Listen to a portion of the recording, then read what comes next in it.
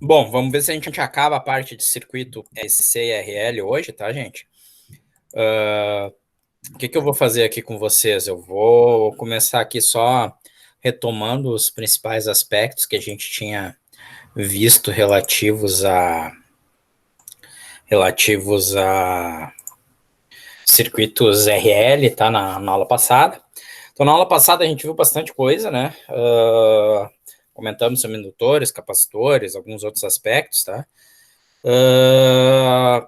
Mas o nosso foco realmente são os circuitos, né? RL, RC e RLC. A gente deve acabar hoje os RLs e RC. E o RLC, acho que semana que vem a gente já encerra. E em seguida a gente já vai para impedâncias, tá? Então, só relembrando, tá, pessoal? A gente vai ter duas respostas. E isso tem a ver, tem relação direta com o princípio da superposição, né?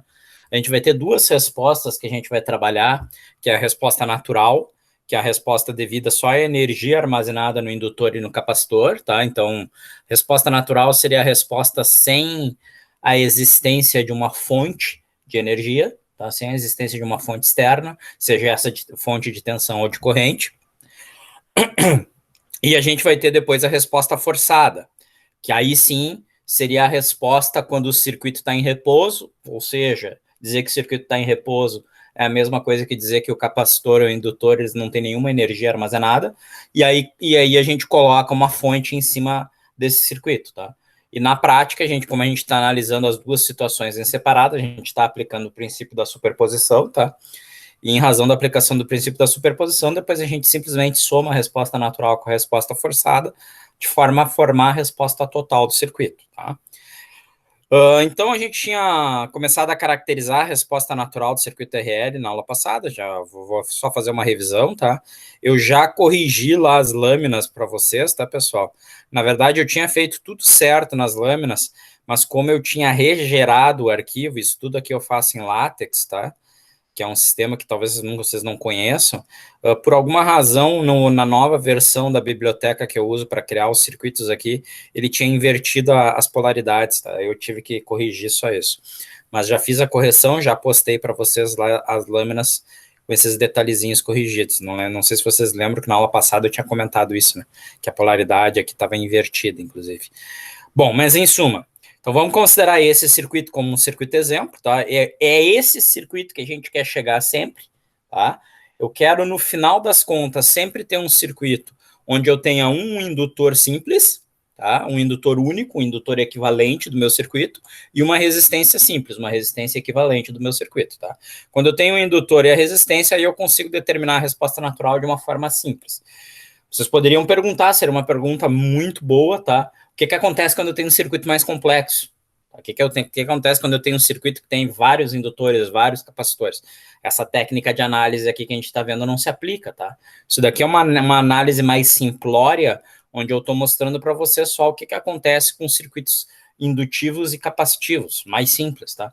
Quando eu tiver um circuito com muitos indutores e muitos capacitores, aí sim eu tenho que recorrer a uma técnica que a gente chama de análise em frequência. Tá? Análise de frequência complexa seria uma análise de circuitos por aplicação da transformada de Laplace, tá? Então é uma outra forma de trabalhar e aí sim a gente consegue uma resposta geral para o circuito que a gente tem. Mas como a gente está caracterizando o circuito só no tempo, com uma equação diferencial simples, a gente consegue, então, pelo menos fazer o estudo aqui básico de circuitos, e isso é muito útil também depois para vocês, até em sistemas de controle, tá, pessoal? Porque, por analogia, vocês vão ver que o professor vai comparar lá um sistema mecânico com um circuito RL, por exemplo, tá? Isso aí é bastante comum a gente fazer, tá? É uma curiosidade física, tá? Sistemas químicos, mecânicos, elétricos, eletromecânicos, eles começam a apresentar equações similares, tá? Dependendo dos elementos que tu tá utilizando, as respostas são similares, tá? Bom, então, de novo, né, a resposta natural se deve ao comportamento do circuito sem fonte, somente devido à energia armazenada no circuito. A gente tinha mostrado aqui um circuito RL simples. A gente representa que esse circuito começa a atuar no instante t igual a zero, porque a gente coloca uma chave, né, onde essa chave vai fechar no instante zero, tá, como está indicando aqui a seta. E o comportamento do circuito se deve única e exclusivamente à energia que foi armazenada no indutor. Se o indutor tivesse em repouso de novo, significa sem energia, esse circuito não faria nada, né? Porque ele não teria energia nenhuma para atuar. Mas, supondo que existe energia armazenada no indutor, a gente representa essa energia armazenada no indutor por uma corrente inicial, tá? Presente nele, tá? A gente chama essa corrente de I0- ou IL0-, indicando que é a corrente que existia antes da chave atuar. De novo, essa corrente representa uma energia armazenada, tá? E poderia ter um outro circuito aqui que fez o indutor armazenar essa energia, provavelmente, tá? Bom, então, de novo, né, energia inicial I de zero é representada por uma corrente sobre o indutor, tá? E aí, montando a equação desse circuito, que é uma equação simples, né? Mais VL mais VR igual a zero, a gente fecha o laço aqui no circuito, não tem nada de muito demais. A gente teria essa equação equivalente nesse formato, não é L dI dt, que é a tensão sobre o indutor, mais R vezes I, que é a tensão no resistor, igual a zero.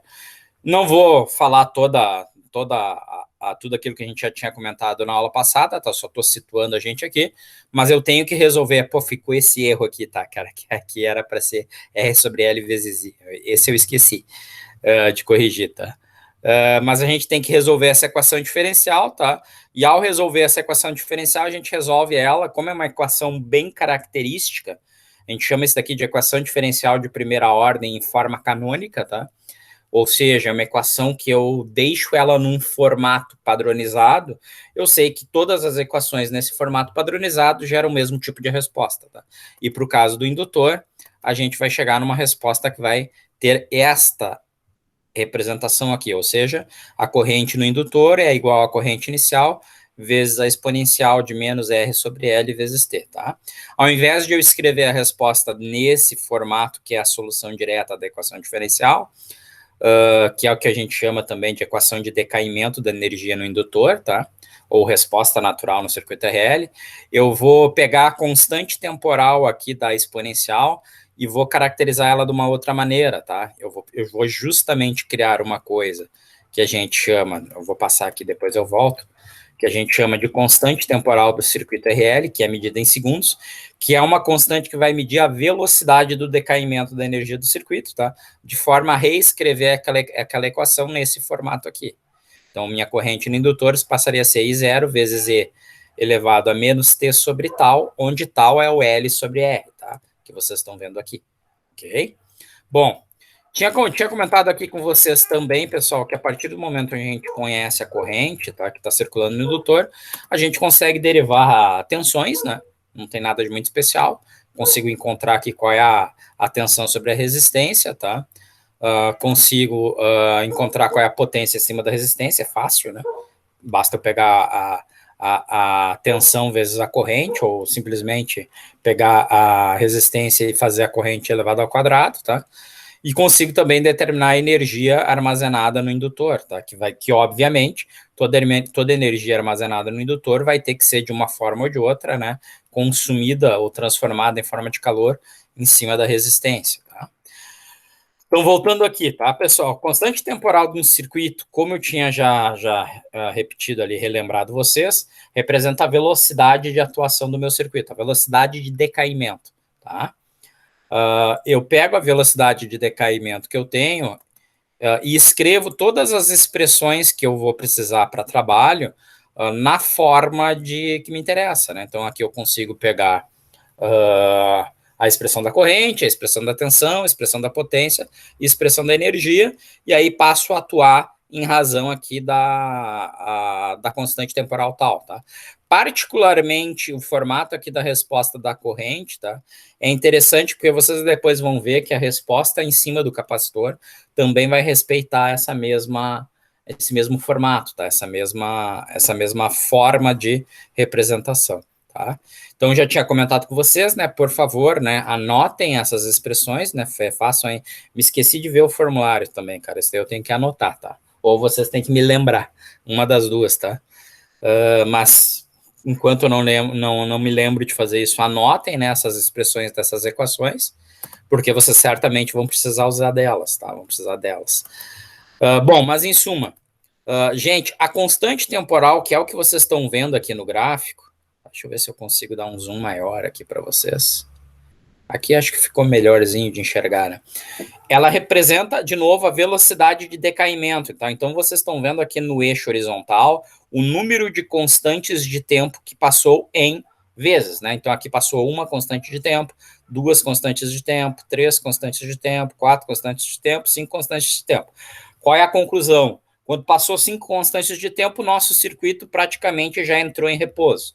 Ou seja, a energia no indutor já foi quase que totalmente consumida. O indutor já está estável, tá? E uma constante de tempo, que é a queda mais significativa em termos de energia, representa aqui cerca de 63% de queda da energia que o indutor armazenava. Então, vocês já têm aqui uma queda significativa. Essa expressão é a expressão normalizada da corrente, tá?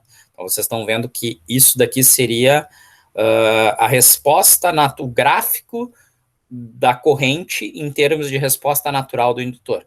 Então, basicamente, a resposta natural da corrente do indutor é uma corrente que ela decai com o tempo e passando 5 constantes de tempo, essa corrente já se tornou praticamente nula, tá? Então é isso que vocês sempre vão ter em termos de resposta natural. Maravilha. O que mais? Então eu tinha lembrado que, para vocês, eu tinha lembrado justamente que a gente consegue caracterizar o que é regime transitório permanente, tá?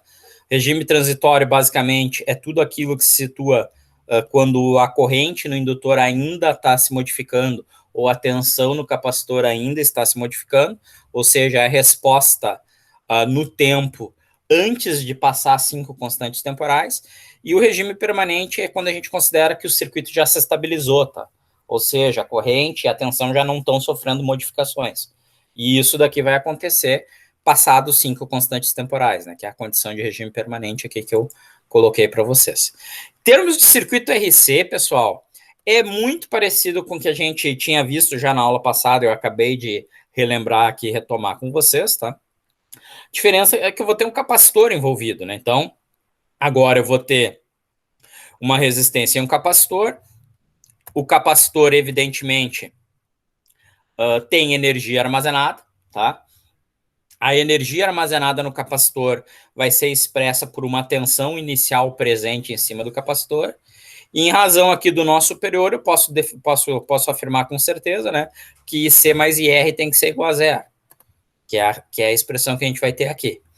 Em razão aqui do IC e do IR, eu consigo definir qual é o valor das correntes, né, já que a tensão aqui é um circuito paralelo, né, a tensão é a mesma em cima dos dois elementos. E eu sei, então, que a corrente no resistor é a tensão sobre R e que a corrente no capacitor é C dV/dt, tá? Isso vai me formar, de novo, uma equação diferencial de primeira ordem, que eu já trabalhei ela aqui, deixando ela na forma canônica, que vai, por sua vez, me gerar uma resposta de forma canônica, tá? E a resposta vai ser uma resposta neste formato. Então, lá no indutor, eu tinha uma resposta em corrente, né? Aqui no circuito RC, eu tenho uma resposta em tensão, tá? Já que indutor e capacitor são duais, né? São elementos duais na análise de circuito, tá? Tudo que eu vejo no indutor em relação a comportamento em corrente, eu vejo no capacitor em relação a comportamento em tensão, tá? E no caso da constante temporal, para aquela equação diferencial que a gente estabeleceu ali antes, eu vou ter a constante temporal do circuito RC como sendo justamente a resistência equivalente vezes a capacitância, tá? E no caso, a constante temporal do circuito RC vai descrever a velocidade da descarga do capacitor. Então, lá no indutor era decaimento da energia, né? No capacitor é descarga do capacitor. Tá? É um termo talvez até mais comum do que o termo que a gente usa para o indutor. Então, vocês notam que a gente já tem aqui a resposta natural, já temos a constante tal do capacitor, que a gente tem que definir. Comportamento da constante temporal é o mesmo, tá? Uma constante temporal cai 63,2% da energia, e assim a gente segue. O gráfico, vocês vão me dizer exatamente o mesmo, sim, só que agora não é um gráfico de corrente, é um gráfico da tensão, beleza? E aí, pessoal, todo o resto ele é similar, tá? Não tem nada de excepcionalmente diferente. Então, o que a gente vai fazer? A gente vai ter um procedimento de análise para a resposta natural de circuitos RL e RC, tá? Então, na verdade, o procedimento para os dois é virtualmente o mesmo, só muda ali o comportamento que a gente faz em relação ao indutor ou ao capacitor, tá? Então, o que a gente faz para determinar a resposta natural de circuito RL? Primeiro eu tenho que determinar qual era a corrente inicial passando no indutor. Eu tenho que determinar o I0, tá? Como é que eu determino o I0? Se o meu problema, das duas, uma, tá? Ou o problema vai dizer para vocês, assim, ó, a corrente inicial no indutor é tanto. Ou o problema vai dizer para vocês, o indutor parte do repouso. Se falar que o indutor parte do repouso, significa que zero é zero. Tranquilo? Maravilha. Se ele não falar qual é o valor do I0 e se ele não falar que parte do repouso, então vocês vão ter um circuito que ele é chaveado. Eu já vou mostrar um exemplo para vocês, tá? Circuito chaveado é todo circuito que vai ter chavezinhas atuando, chavezinha ligando, chavezinha desligando alguma coisa, tá? Então o que eu vou fazer? Eu vou pegar e vou determinar qual era a corrente inicial antes da chave atuar. Então, se a chave atua há 5 segundos, eu vou analisar o circuito antes de 5 segundos. Tranquilo? Se a chave atua, o que isso não é normal, né? O normal é ela atuar, a gente dizer que ela atua em zero, tá? Se a chave atuar em 0 segundos, eu vou analisar para t menor que zero, vou desenhar o circuito, vou analisar ele e vou descobrir qual é a corrente zero. Vou determinar, depois de ter descoberto a corrente zero, vou determinar a resistência equivalente do ponto de vista do indutor, tá? Depois que a chave atuou. Então, para t maior do que o zero, eu vou tentar determinar o que o indutor vem em termos de resistência equivalente. E isso aqui a gente faz pelo mesmo procedimento que a gente fez o equivalente de Norton e Thevenin, né? Uma vez que eu tenha aqui a resistência equivalente no passo 2, eu sei qual é a constante temporal, que é o indutor dividido pela resistência equivalente.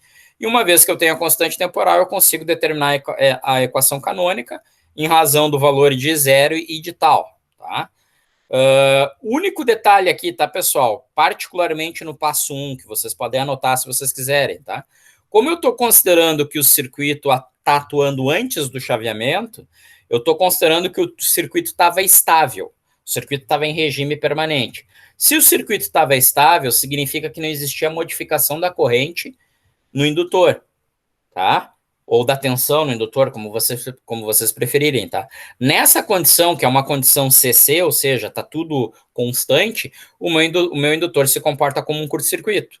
Então, na prática, para eu fazer a análise da etapa 1, eu vou substituir o indutor por um curto-circuito e vou descobrir qual é a corrente que está circulando naquele curto-circuito, que é a corrente inicial que eu vou ter em cima do meu indutor, tá? No circuito RC, mesmo procedimento, tá, pessoal? Só que agora eu vou analisar em razão da dualidade do capacitor, né? Então, ao invés de eu determinar a corrente inicial, eu vou determinar a tensão inicial. Mesma coisa, antes da chave atuar. Vou determinar a resistência equivalente, só que agora do ponto de vista do capacitor, após a chave atuar, pego a constante temporal e uso a constante temporal e a constante e a resistência equivalente, perdão, para determinar a resposta canônica, tá? Qual é a diferença aqui? Para o capacitor, como eu estou considerando que as condições são constantes, ou seja, as tensões e as correntes são todas constantes e estão operando a um longo período de tempo, tá? Meu circuito está em regime permanente, de novo. Então, o que eu vou considerar nesse caso? Eu vou considerar que o capacitor é um circuito aberto e vou tentar descobrir qual é a tensão entre os pontos do circuito aberto que seria o nosso capacitor. Dessa forma, eu consigo descobrir o V0, tá? Então, é extremamente parecido, tá, o procedimento dos dois. O que a gente tem que lembrar, o que eu já tinha até comentado com vocês na aula passada, né, o comportamento do indutor em condições CC e o comportamento do capacitor em condições CC, tá? É óbvio, né, pessoal, toda a nossa análise até o momento é uma análise que pressupõe fontes CC, perfeito? Ah, mas se a fonte for de um tipo diferente, se for uma fonte senoidal, bom, se for uma fonte senoidal, é análise por impedância. Ah, mas se for sei lá, uma onda triangular, aí, pessoal, é análise por frequência complexa, né? Vocês nem chegam a ver no curso, tá, de vocês, tá?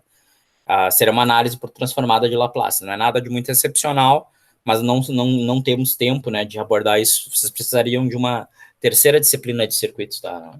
Vocês não têm essa terceira disciplina de circuitos. Então, vocês não chegam a ver esse ponto, tá? Na verdade, essa terceira disciplina de circuitos que vocês teriam seria só para análise de circuitos polifásicos e justamente análise de frequência, diagramas de Bode, etc. Tá? Que é o resto da análise de circuitos. Bom, em suma, tá aqui o procedimento. Vamos pegar dois exemplinhos aqui, tá? Aqui, gente, se vocês tiverem uma dúvida, tá? Nem sei se vale a pena vocês esperarem, já vão perguntando, tá? Que é mais fácil, eu acho que vocês na hora ali já mandarem a dúvida que vocês têm do que qualquer outra coisa, tá? Então, inventei um circuito. Maravilha? Esse circuito aqui tem o quê? Tem uma série de resistências aqui, uma série de resistores, um indutor de 200 mH, uma fonte de tensão constante, né, de 10 volts, e tá aqui a nossa chave. Esse símbolo aqui é um símbolo chato, tá, pessoal? Mas é o símbolo mais comum de circuitos.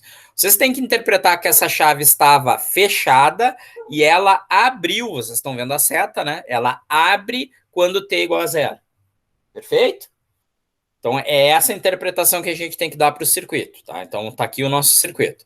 Então, qual é o meu primeiro passo? O meu primeiro passo é, ok, qual é a corrente inicial sobre o indutor? Para eu analisar a corrente inicial sobre o indutor, eu estou analisando o circuito antes da chave. Se a chave abre em t igual a zero, eu vou considerar o que era o meu circuito para t menor que zero. E para t menor que zero, a nossa chave era um circuito fechado, tranquilo? Então, olhem aqui a comparação, né? Aqui eu tinha a chave, agora eu tenho aqui só o circuito fechado, porque a chave está na posição fechada. Maravilha. Como eu estou operando a um longo período de tempo, certamente eu estou operando a mais de 5 constantes temporais. Na verdade, isso daqui está vindo desde t tendendo a menos infinito, né? De t menos infinito a t igual a zero é muito tempo, tá? Então, como eu estou operando há muito tempo, as condições em cima do indutor são estáveis, consequentemente, o meu indutor se comporta como um curto-circuito. Perfeito? Lembrem-se, né? Se a tensão em cima do indutor é constante, a derivada da tensão é zero, consequentemente, a corrente no indutor, a gente tá representando uma situação, perdão, a derivada da corrente é zero, consequentemente, a gente está com uma situação de curto-circuito, a tensão no indutor é nula, tá? Maravilha. Então, tá aqui a corrente no indutor. Uma coisa que vocês têm que tomar cuidado. Se vocês olharem o circuito, em razão da fonte, é meio natural vocês pressuporem que a corrente no indutor está vindo para baixo, né? Está no sentido de superior para baixo, ok? Não tem problema nenhum vocês dizerem que a corrente está para cima. A única coisa é que vocês vão chegar à conclusão que o I0 vai ser negativo, que indica que o sentido que vocês chutaram estava invertido, tá? O único cuidado que vocês vão ter que ter, pessoal, é cuidar que o sentido que vocês estabelecerem para a corrente no passo 1 seja o mesmo sentido que vocês vão estabelecer para a corrente quando vocês tiverem a resposta forçada, tá? Senão vai dar senão vocês vão ter que tomar cuidado na hora de formar a resposta completa. Bom, aqui não é problema para a gente só quer o sentido realmente para estabelecer a corrente inicial. Então, meu indutor virou um curto-circuito. Se o meu indutor virou um curto-circuito, essas resistências aqui não atuam, né? Não vem corrente para cá, concorda? Não vem corrente nem para 50, nem para 100, nem aqui para os 200 ohms, né? Vai toda a corrente circular pelo curto-circuito. Isso daqui é conclusão óbvia de circuitos. Consequentemente, meu circuito, na prática, se reduz a isso daqui, né? E não vem corrente para 50 ohms, concorda?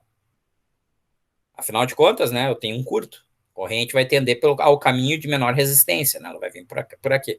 Consequentemente, o circuito a ser analisado na prática é esse daqui, né? Matei todas as resistências em paralelo ao indutor. Tranquilo? Fantástico. Ficou barbada, né, pessoal? Então, minha corrente inicial é 10 ohms dividido por 10 volts, perdão, dividido por 10 ohms, deu 1 ampere. Isso daqui eu determinei para t menor que zero. Então, sendo assim muito... Digamos que eu dê mais para frente para vocês um exemplo, um exercício que o cara seja muito cri-cri na resposta, tá? Se eu estou analisando para tempo menor que zero, significa que essa corrente minha é válida até o instante zero menos, ou seja, o instante imediatamente anterior a t igual a zero. Perfeito? Só que, como o indutor não admite variações abruptas de corrente, porque seria uma descontinuidade na corrente, eu precisaria de uma tensão tendendo a infinito, tá? Então, eu sei que o I0 menos é a mesma coisa que a corrente inicial no instante zero, que é a mesma coisa que a corrente no instante zero mais. Ela não muda, já que o indutor não permite variações abruptas. Tranquilo? Então, com isso, eu consigo estabelecer a minha corrente inicial I0. Fantástico, tá? Agora, deu um errinho aqui no símbolo, tá? Agora, considerando que o circuito opera para t maior que zero, a gente redesenha o circuito. Então, só vamos voltar lá para vocês verem que fica assim, ó. Se abriu aqui, eu desconectei toda essa etapa do circuito, né, pessoal?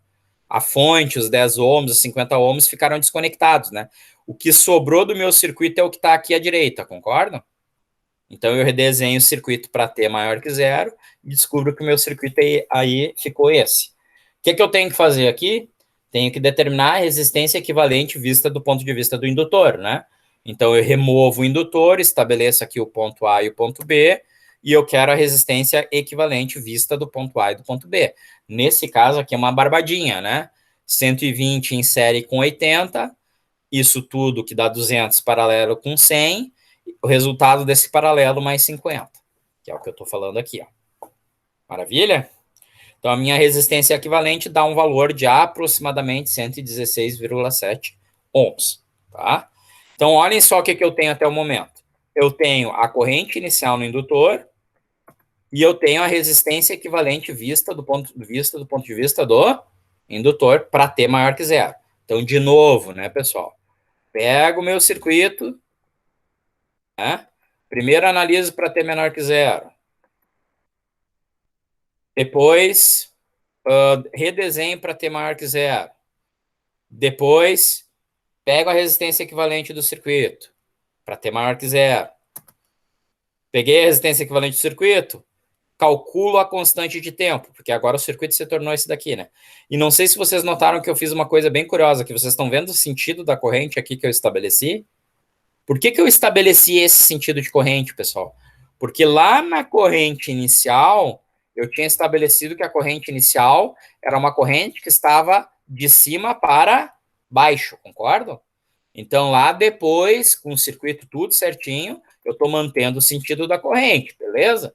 Não posso botar sentido diferente, porque se eu botasse o sentido para cima, eu teria uma variação brusca da corrente no indutor, e eu não posso ter variações bruscas, tá? Então, estou pressupondo que a minha corrente começa, pelo menos, para baixo. Nesse caso aqui vai se manter, tá? Então, aqui peguei minha constante temporal, L sobre R, tá? O indutor é 200 mA, a resistência é 116,7. Minha constante temporal dá aproximadamente 1,71 milissegundos. O que isso me diz? Me diz que 5 vezes esse tempo aqui, então vamos arredondar isso aqui para 2 milissegundos, né? Em 10 milissegundos, esse meu circuito aqui já está em repouso.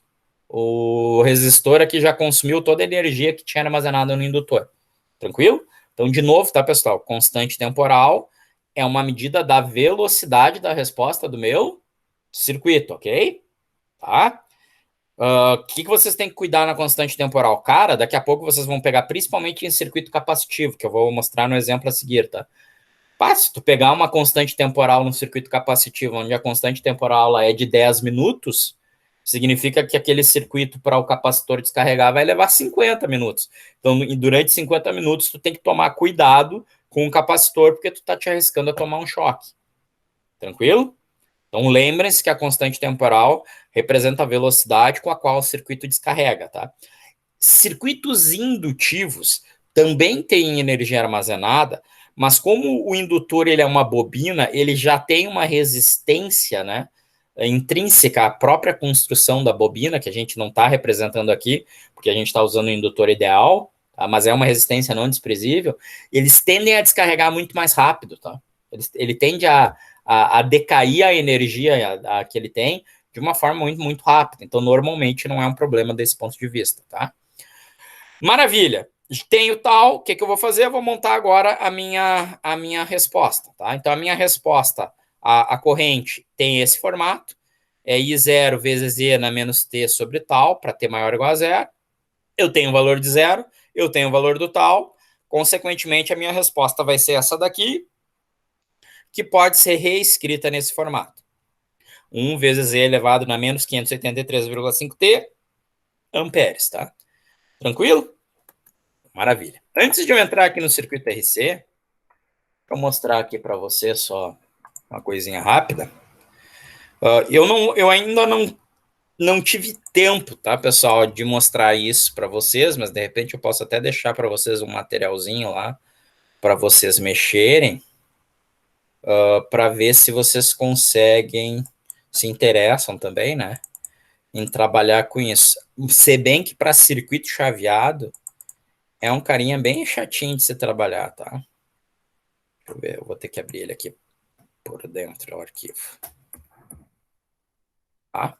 Uma coisa que sempre é interessante a gente fazer, principalmente quando está trabalhando com esse tipo de circuito, gente, é a gente pegar e botar num simulador, né, para ver, tá? Então, de novo, circuitos chaveados, eles podem ter alguns problemas aqui ao serem simulados, tá? Porque a gente vai ter que modelar a chave. A modelagem da chave, ela não é uma coisa muito fantástica. Mas igual eu vou mostrar aqui para vocês, só estou abrindo aqui. Já compartilho com vocês. Acho que é esse. É. Então, vou mostrar aqui para vocês, tá? Então, não sei se alguém já tinha falado com vocês, tá? Um simulador que a gente pode usar é esse cara aqui, o LT Spice, tá? Pois eu mostro para vocês no final da aula onde é que vocês baixam ele, tá? Mas ele é gratuito, tá? É um bom simulador, principalmente considerando que ele é um simulador gratuito, tá? E se vocês forem ver, nesse simulador aqui eu botei exatamente o nosso circuito. Vocês estão vendo aqui a figura do circuito, né? O nosso circuito era uma fonte de 10 volts, deixa eu ver aqui, vocês não estão mais com a lâmina, mas deixa eu confirmar aqui para vocês, tá? Confirmar para mim também, né, que eu não mexi em nada. Era uma fonte de 10 volts, uma resistência de 10 ohms, uma outra resistência de 50. Aqui, esse R7 aqui eu já vou explicar, é a chave, tá? É o jeito que a gente consegue modelar a chave dentro do LT Spice. O indutor de 200 mAh, tá? Outra resistência de 50, de 100, de 120 e de 80, certinho, tá? Então aqui eu montei aqui o nosso circuito. Aí, bom, maravilha. Mas o que é isso daqui, Bobino? Isso daqui, gente, o LT Spice, e o Spice até parece que eles introduziram uma outra maneira de modelar a chave, tá? O LT Spice, ele não tem uma forma muito óbvia de modelar chaves, tá? Então eu escolhi o jeito mais simples, que é modelar uma chave através de uma resistência, tá? Então, na verdade, aqui, isso não é uma chave idealizada, tá, gurizada? E isso daqui, quando vocês simularem, particularmente quando tem fonte de corrente envolvida, pode ser problemático, tá? Num simulador. O simulador pode dar resultado falseado em razão de a gente não ter uma chave idealizada aqui, tá? Então, o que eu estou mostrando aqui para vocês? Basicamente, vocês estão vendo aqui que em todos os resistores eu tenho R1 em um valor, R2 em um valor, né? R3 e 50 ohms e assim por diante, né? Aqui para o R7, eu fui lá e eu criei essa expressão, eu fui lá e digitei, ó, R igual a if, time maior que zero, blá, blá, blá, blá, blá. Então, o que eu estou dizendo aqui? Que o valor dessa resistência para tempo maior que zero é de 1 gigaohm.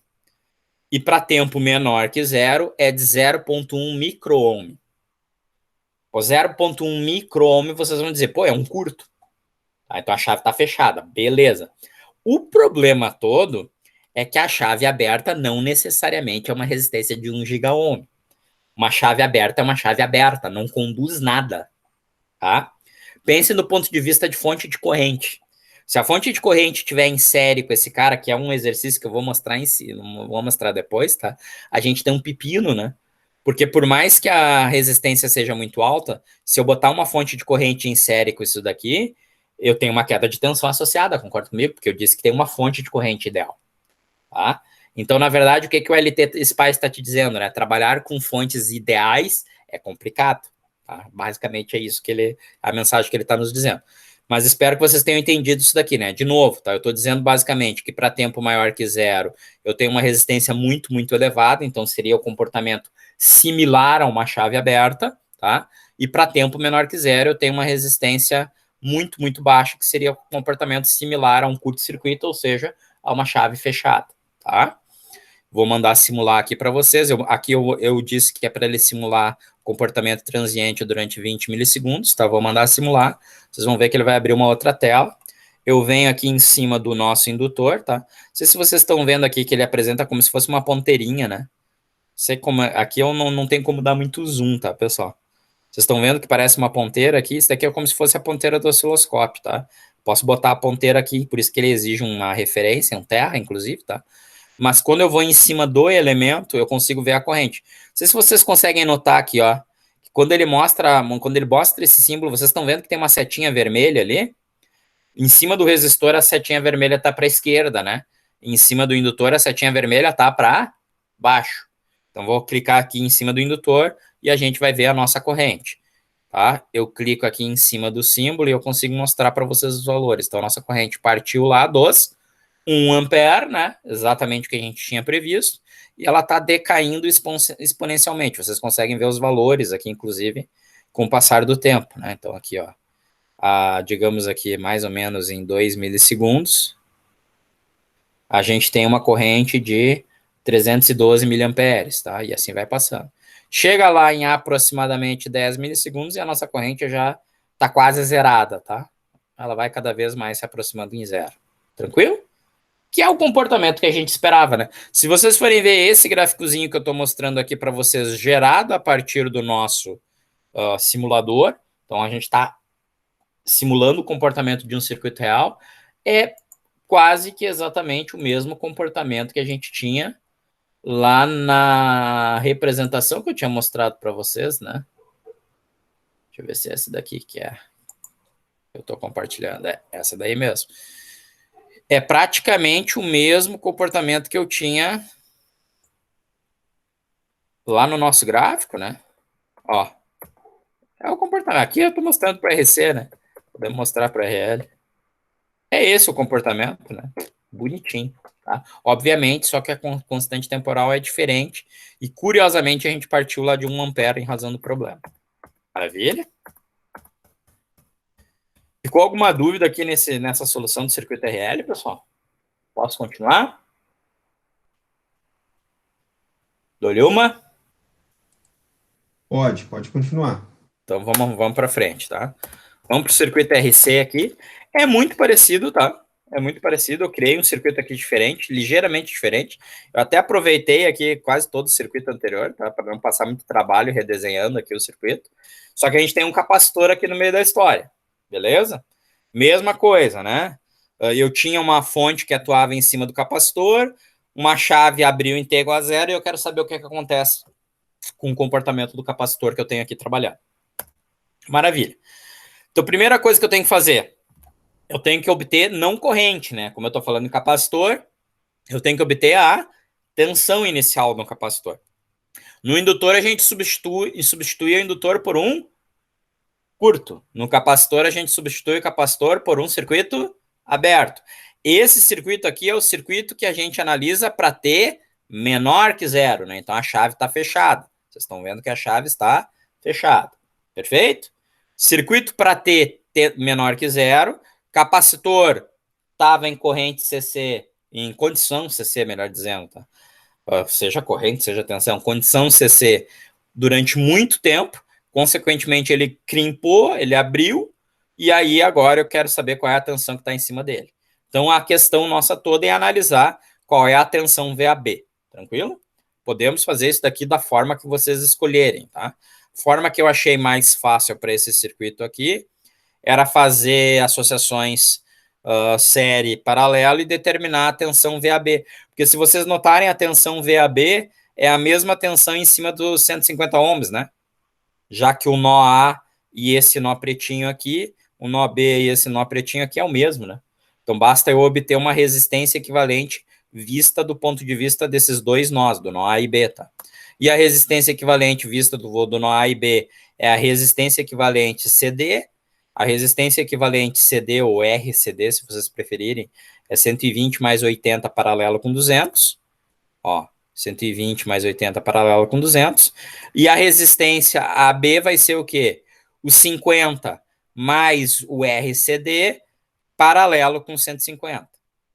Então, 50 mais RCD paralelo com 150, a resistência equivalente dos pontos do ponto de vista dos nós A e B é 75 ohms. E aí eu fico reduzido, eu não desenhei, tá? Mas eu fico reduzido a um circuito onde eu tenho 20 volts, 50 ohms e o RAB. Basta fazer um divisor de tensão, né? Então, o VAB é o RAB dividido pela resistência equivalente vezes 20. O VAB aqui vai me dar 12 volts. Fantástico. Então, descobrimos aqui qual é a tensão em cima do capacitor. Tá? Não pode variar bruscamente. Eu sei que o V0 menos é o V0, o V0 mais é o mesmo VAB, que é 12 volts. Descobrimos, então, a tensão inicial, que representa a energia que está armazenada no capacitor. Fantástico. Aí o circuito abriu a chave, T maior que zero. Se abriu a chave, isso tudo aqui desligou do circuito, ficou só o capacitor e as resistências aqui para a direita. É o que a gente está vendo aqui. Tranquilo? O que eu tenho que ver? Fazer resistência equivalente vista do ponto de vista do capacitor. É esse circuito. Barbadinha, né? 120 mais 80, paralelo com 200, mais 50 ohms. Resistência equivalente vai dar esse 120 mais 80 paralelo com 200, dá 200 paralelo com 200. 200 paralelo com 200 dá 100 ohms. 100 ohms mais 50 ohms, 150. Tá? Tá? Antes que alguém faça pergunta cretina, tá? Sim, eu dou uns exercícios simples que nem esses na prova e os caras erram, tá, cara? Esse daqui não é nem um pouquinho diferente, né? Não vem me dizer que calcular a resistência equivalente disso daqui vai ser difícil, né? Tá? Tranquilíssimo de fazer, né? Tá? Peguei a resistência equivalente, aí eu consigo determinar, né, qual é a constante tal. De novo, tá, pessoal? Cuidado. Se vocês disseram que a tensão era positivo no terminal no nó A e negativo no terminal B, tentem manter isso, tá? Perfeito? Para não dar complicação depois, tá? Então, só mantenham essa referência de polaridade, nem que algum resultado negativo no meio do caminho, tá? Então, constante temporal do circuito RC é o R vezes C. Nesse nosso caso aqui, a constante temporal deu 15 milissegundos, tá? E aí, em razão da constante temporal, a gente consegue determinar o V de T, que no caso vai ser 12 vezes E elevado na menos 66,7T. Então, chegamos aqui à resposta do circuito RC. Beleza? Extremamente parecido, tá no final aqui da parte da resposta natural, né? Bastante parecido com o que a gente fez com o indutor. Esse processo, pessoal, a gente vai manter, tá? A gente só vai introduzir um passo a mais para determinar a resposta forçada. Então, vamos para a resposta forçada. Então, deixa eu abrir aqui, só um segundinho. Esse cara. Tá, e aí? E aí? E aí a gente pode agora, então, completar nosso estudo, né, do circuito RC e RL, tá? Então, para começo de história, eu vou comentar aqui com vocês o que não seria estritamente necessário, mas vá que vocês encontrem algum exercício do tipo, tá? Que é o que a gente chama de discussão de funções singulares. Isso vocês vão ver depois em sistemas e sinais, se é que vocês já não viram, tá? Então, degrau unitário, tá? Degrau unitário é importante para circuitos, pessoal, porque ele modela o efeito de uma chave. Então, se a gente pegar essa definição aqui do degrau unitário, U de t igual a zero para t menor que zero e igual a 1 para t maior que zero, tá? Sem encontrar uma definição precisa para o instante igual a zero, efetivamente, tá? A gente tem o comportamento exato de uma chave, ó. Chave aberta, chave fechada, tá? E aí eu consigo fazer com retardo, em vez da chave atuar no instante zero, eu posso fazer a chave atuar no instante qualquer, eu consigo fazer ela atuar no instante menor que zero, eu consigo fazer ela invertida, né? Ela estava fechada e passou a estar aberta, que nem a gente fez nos exercícios anteriores, tá? E isso daqui a gente usa às vezes para caracterizar qual é a fonte. Vocês vão ver em seguida o que eu quero dizer para vocês, tá?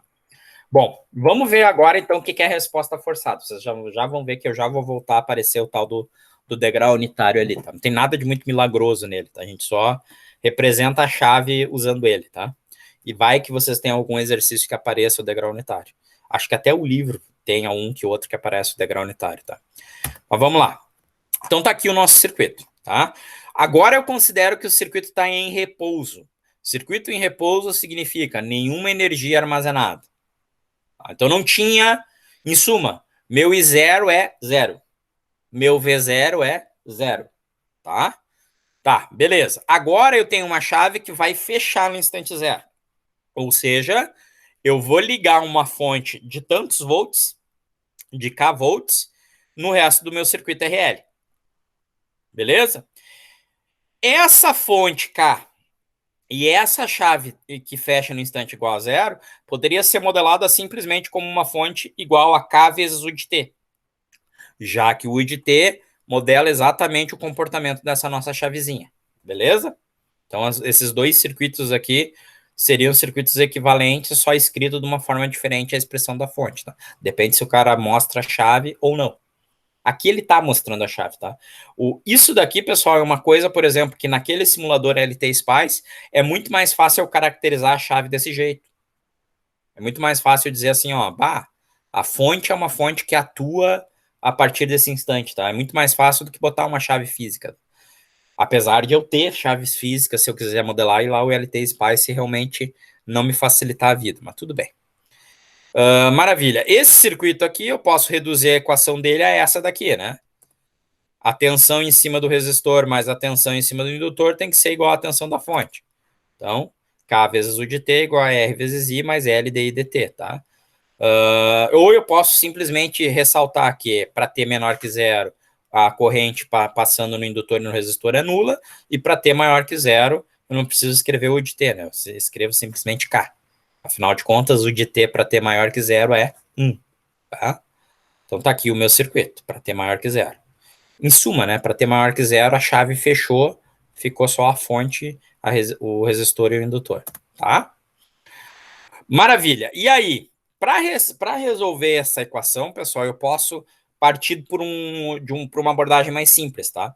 Eu posso dizer que a resposta completa a essa equação diferencial, ela é formada por duas componentes. Uma resposta que a gente chama resposta forçada, que é a resposta devido somente à fonte, e uma resposta que a gente chama de resposta natural, que seria a resposta devido a alguma energia armazenada no indutor. Então, eu vou dizer, via princípio da superposição, que a resposta completa é igual à resposta natural mais a resposta forçada. E a resposta natural a gente já tinha visto qual era, né?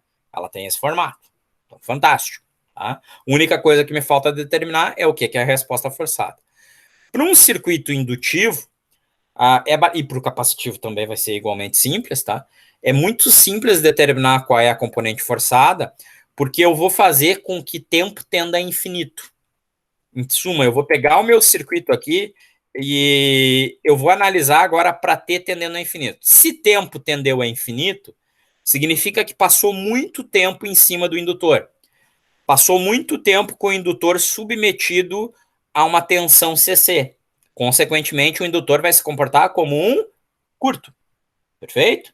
Então, para tempo tendendo a infinito, o indutor se comporta como um curto e aí ficou barbada a determinar qual é a corrente, né? Porque a corrente vai ser simplesmente K dividido por R, já que esse cara vira um curto-circuito, que é o que eu estou dizendo aqui, a corrente forçada é K sobre R. Dessa forma, a solução completa seria a resposta natural mais a resposta forçada. Como eu sei que a condição inicial eu disse lá para vocês, né? O circuito estava em repouso, ou seja, a corrente inicial no indutor era zero, então eu vou aplicar a condição que a corrente no indutor era zero. Como é que eu faço isso? Para o tempo igual a zero, a corrente tem que ser igual a zero. Então, corrente zero, tempo zero, E elevado na zero é igual a 1, perfeito?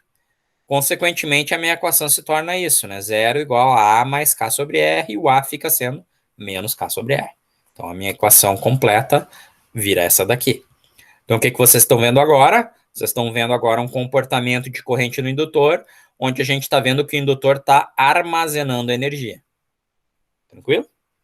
A corrente dele iniciou em zero, já que ele não tinha energia armazenada, e foi armazenando com o passar do tempo, chegou em 5 constantes temporais, né? Ele armazenou toda a energia que ele poderia armazenar. Tranquilo? Então, a gente tinha antes uma curva de decaimento e agora a gente tem uma curva de carregamento. Beleza? Fantástico. Capacitor, via de regra, tudo igual. Trocamos agora, né? Corrente por tensão. Indutor virava curto, capacitor vira circuito aberto. E o resto é tudo igual. Então, só para simplificar, que a gente pega aqui uma fonte de corrente, tá? É a mesma brincadeira, né? A energia armazenada inicial é nula, ou seja, VC de zero é zero, e o circuito pode ser descrito pela equação, né? Eu prefiro descrever para vocês assim, né? Para t menor que zero, VC é zero, para t maior que zero, K igual a VC sobre R mais C dV dt, dVC dt, tá? Por princípio da superposição, a tensão sobre o capacitor é a resposta natural mais a resposta forçada. A resposta natural tem o mesmo formato, né? Não muda o formato, só que a gente está falando em tensão, tá? E a resposta forçada eu analiso de que maneira? Faço com que o tempo tenda a infinito. Tendendo a infinito, o capacitor abriu. Se o capacitor abriu, a tensão em cima do capacitor passou a ser o I vezes o R. O I tinha valor K, né? Então a minha tensão em cima do capacitor vai ser K vezes R. Ou R vezes K, se vocês preferirem, tá?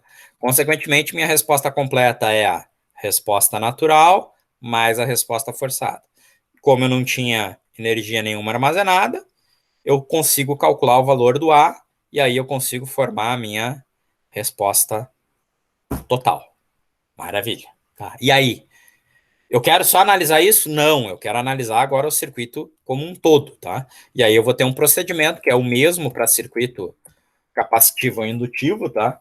Que é o que vocês vão tentar seguir aqui para analisar a resposta de qualquer circuito RC ou RL, tá?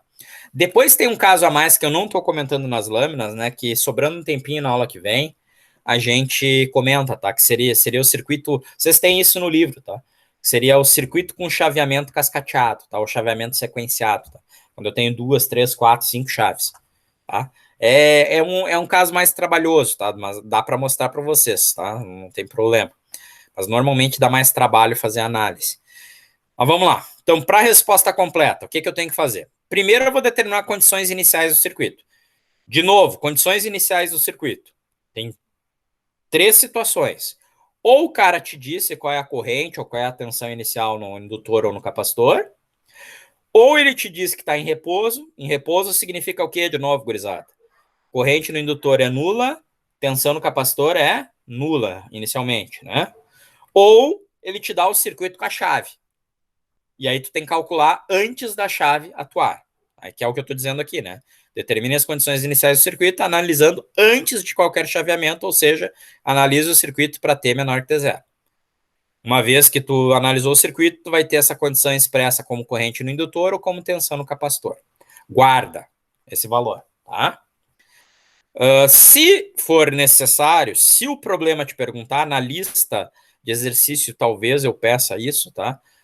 O que aconteceu exatamente no instante zero? Como é que vocês fazem para analisar o circuito no instante zero, tá? Vocês vão substituir o indutor por uma fonte de corrente com valor IL, e vocês vão substituir o capacitor por uma fonte de tensão com valor VC, que vocês calcularam como condição inicial. E aí tu analisa o circuito só no instante zero.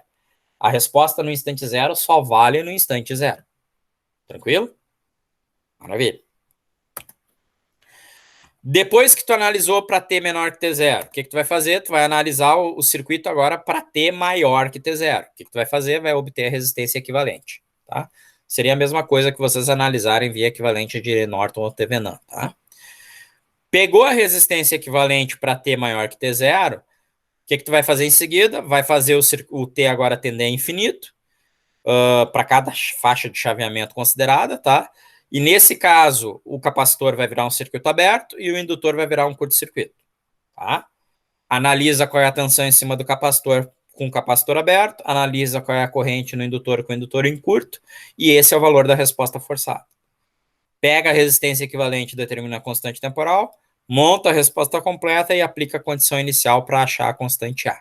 Vamos fazer esse processo aqui, então, passo a passo. É mais difícil de descrever o processo do que solucionar um circuito, tá? Mas o processo, por incrível que pareça, tá corretinho, tá? Então, eu peguei o circuito. É um circuito parecidinho com os que a gente estava fazendo, só que agora, se vocês notarem, tem 2 chaves, né? Uma chave que está desligando esse circuito aqui inteiro e uma outra chave que está ligando a fonte de corrente. Beleza? Maravilha. Notem que as 2 chaves estão atuando no mesmo instante, né? O tempo igual a zero. Então não existe sequenciamento de chaves, tá? Todas as chaves atuam no mesmo instante. Só que uma chave está desconectando parte do circuito, a parte à esquerda do indutor aqui foi desconectada, e uma outra chave está conectando a fonte de corrente, só isso. Maravilha. Então peguei meu circuito. O que é que eu tenho que fazer? Analisa o circuito para T menor que zero. Circuito para T menor que zero. Essa chave estava fechada e essa chave aqui está aberta, né? Redesenho o circuito. Vocês notaram que eu desliguei tudo que estava associado ali à fonte de corrente e a minha chave aqui está como um curto. É o mesmo circuito, tá, gurizada? Ele vem até os 100 ohms, porque isso daqui tudo tá desligado, concorda? Maravilha. E o meu indutor virou um curto.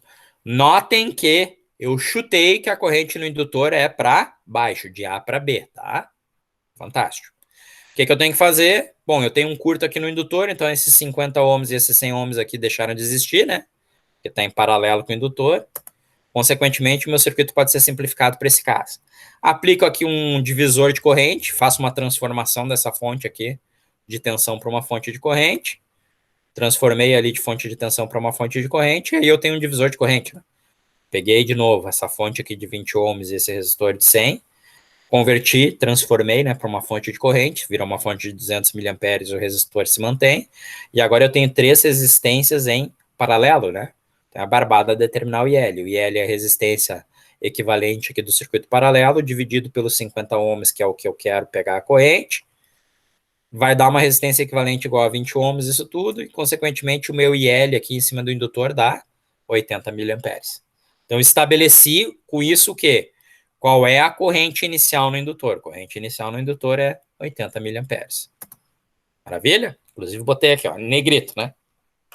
Essa é a nossa condição inicial. IL de zero é igual a IL de zero menos, que é igual a 80 miliamperes. Fechei a análise do circuito para T menor que zero. O que eu tenho que fazer agora? Análise do circuito para T maior que zero. Então tem que redesenhar o circuito, né? Então vamos voltar aqui. Para T maior que zero, a chave aqui abriu, então toda essa parte aqui, todo esse trecho, eu acho que vocês estão vendo o meu cursor aí, né? Todo esse trecho aqui à esquerda do indutor desligou e a minha fonte de corrente e a minha resistência de 120 ohms passou a estar conectada. Então, meu circuito se torna esse circuitinho aqui. Maravilha. Tá? O que eu tenho que fazer? Determinar a resistência equivalente vista do ponto de vista do indutor. Tá? Mas daí vocês vão dizer, mas o que eu faço com a fonte? Pessoal, vocês têm que aplicar aquele princípio que a gente aplicava para Norton e Thevenin, né? Eu mato as fontes, concorda comigo? É um circuito puramente construído por resistores e fontes independentes. Consequentemente, eu posso matar as fontes. Matar uma fonte de tensão significa substituir a fonte de tensão por um curto. Matar a fonte de corrente significa substituir a fonte de corrente por um circuito aberto, tá? Troco ela por um circuito aberto, eu fico com esse circuito. Então, essa resistência aqui não entra, né? Certo? Logo, a minha resistência equivalente é 50 mais 100. Fantástico. Barbada, tá? Pergunta cretina muito boa. Mas Balbinoi, se eu tenho uma fonte dependente aqui, aí vocês têm que analisar por equivalente de Norton e Thevenin. Certo? Vocês têm que aplicar aquele procedimento de Norton e Thevenin para um circuito onde só existe resistores e fontes dependentes, por exemplo.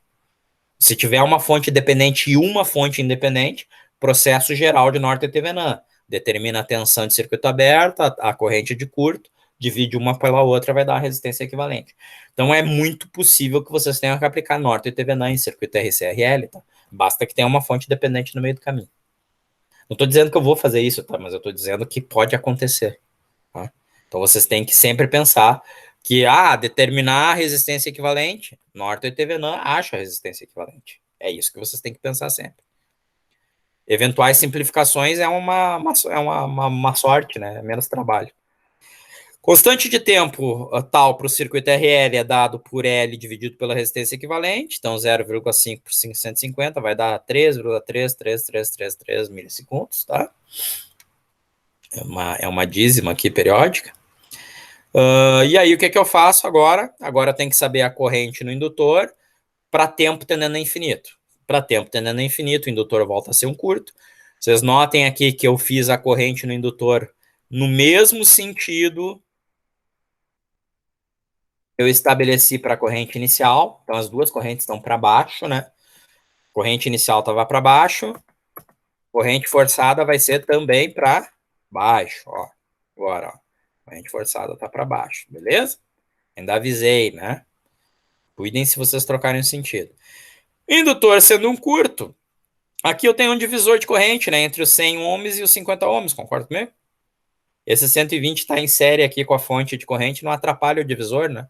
Então a corrente está vindo para cá e está se dividindo entre o resistor de 100 ohms e o resistor de 50. Então a minha corrente em cima do indutor, notem, né? Que a corrente aqui está no sentido de baixo para cima.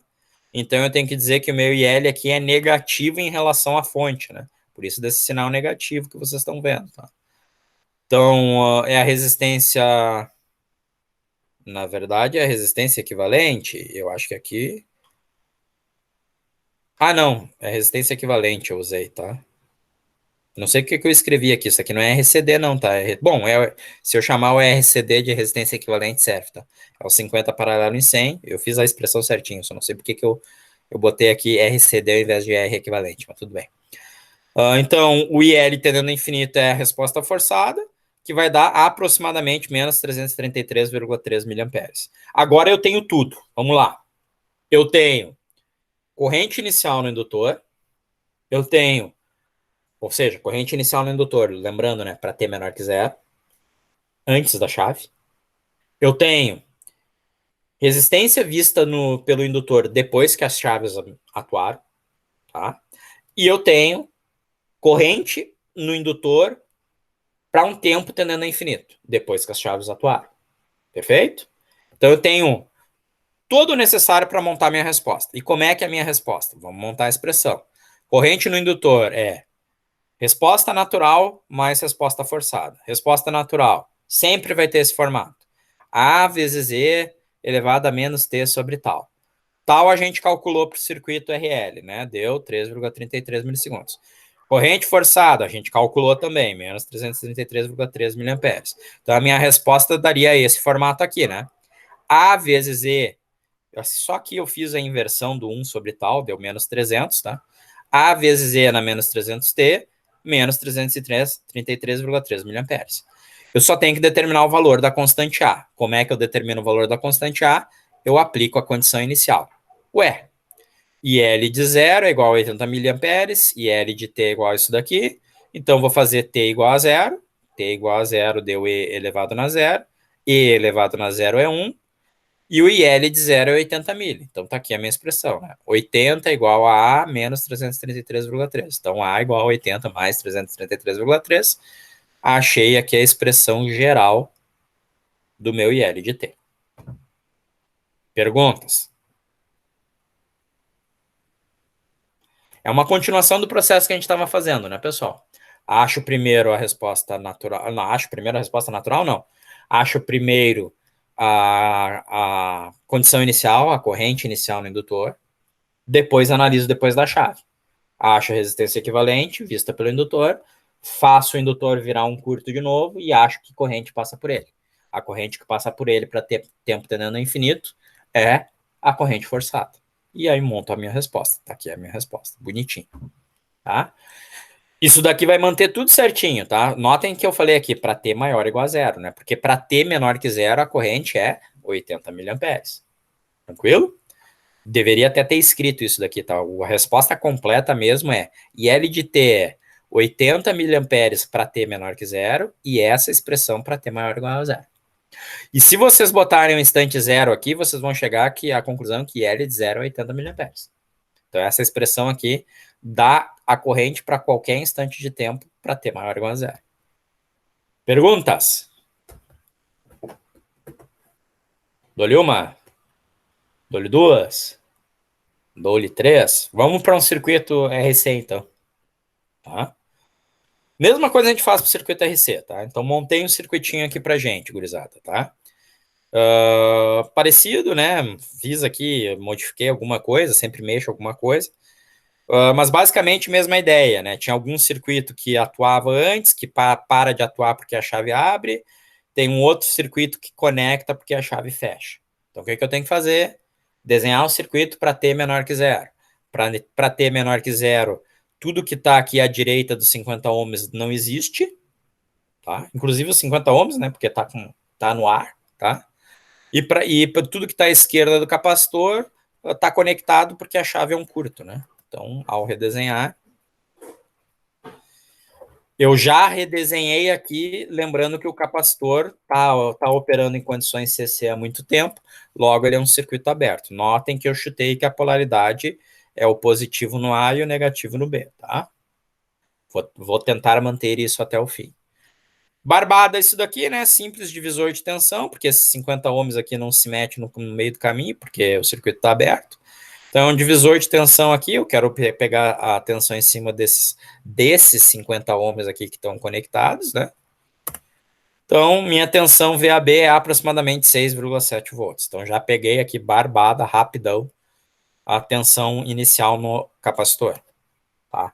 Aí, redesenho o circuito para T maior que zero. Redesenhando o circuito para T maior que zero, eu desliguei toda a parte que estava à esquerda do capacitor. Agora, eu peguei toda a parte que estava à direita do capacitor. Conectei. Tem lá uma fonte, tá? Tá ali o capacitor.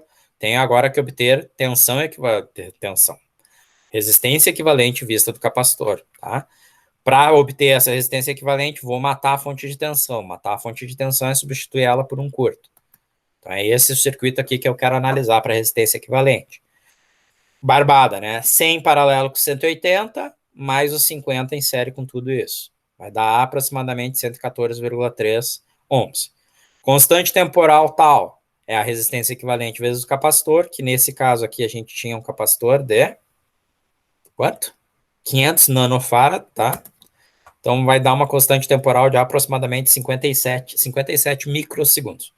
Então, para esse capacitorzinho aqui, para essa resistora, ele descarrega que é uma beleza, né? Super rápido, tá? O que eu tenho que fazer em seguida? Pego o meu circuito agora e faço T tendendo ao infinito. Para T tendendo ao infinito, o capacitor vira um circuito aberto. Notem que eu mantive a polaridade, né? O mais está no A e o menos está no B, tá? Só que eu tenho que determinar qual é a tensão VAB. Tensão VAB aqui barbada, né? Esses 50 ohms não interfere, porque não circula corrente por ele. Consequentemente, é novo divisor de tensão. Só cuidem uma coisa. Agora, a polaridade aqui está invertida, né? O mais vai estar embaixo e o menos vai estar em cima em razão da fonte. Consequentemente, aqui o meu VAB eu considero negativo, tá? Em razão da polaridade da fonte. A fonte está contraposta, né? A fonte está com polaridade invertida ao VAB, né? Então, por isso que eu tenho que pegar a fonte negativa. Vai dar menos 10,7 volts. Então, a minha tensão sobre o capacitor para tempo tendendo ao infinito, que é igual a resposta forçada, é menos 10,7, tá? Monto a expressão da minha resposta completa. Tensão no capacitor, resposta natural mais resposta forçada. Resposta natural, sempre aquele formato, constante vezes E elevado na menos T sobre tal. Resposta forçada, a gente obteve com a tensão no capacitor para T tendendo ao infinito. Logo, a minha expressão vai dar VC de T igual a vezes E, né, esse número grandão aqui, né? Menos 17.497 vezes T, menos 10,7. Para obter a constante A, o que eu faço? Aplico o valor inicial VC de zero. Então, VC de zero é 6,7, 6,7 é igual a A vezes E elevado a zero. Faça a conta, o A vai dar 17,4 e chego, então, na minha resposta completa para a tensão no capacitor. Notem que o procedimento é muito, muito, muito parecido. De novo, qual é a diferença? Para o indutor, eu estou preocupado com a corrente e faço o indutor virar um curto. Para o capacitor, eu estou preocupado com a tensão e faço o capacitor virar um circuito aberto. Tá? Ah, e o resto? Cara, uma vez que tu saiba qual é a tensão no ponto A e B, qual é a tensão sobre o capacitor, tu consegue determinar qualquer expressão nos outros elementos, né? Porque tu tem essa tensão, aplica aqui divisores, beleza? Superposição em divisores aqui é fantástico. Digamos que eu quisesse a tensão aqui em cima dos 100 ohms, Perfeito? Eu conheço a tensão em cima do capacitor. Na verdade, o melhor é ver o circuito assim, tá? Eu conheço essa tensão aqui, eu conheço o VC de T, beleza? Mato essa fonte virou um curto. Tá? Então, o que eu vou ter que fazer? Eu vou ter que fazer um divisor de tensão entre os 50 ohms e o equivalente paralelo dos 100 e 180. Tá? Aí eu acho a contribuição da tensão do capacitor em cima dos 100 ohms.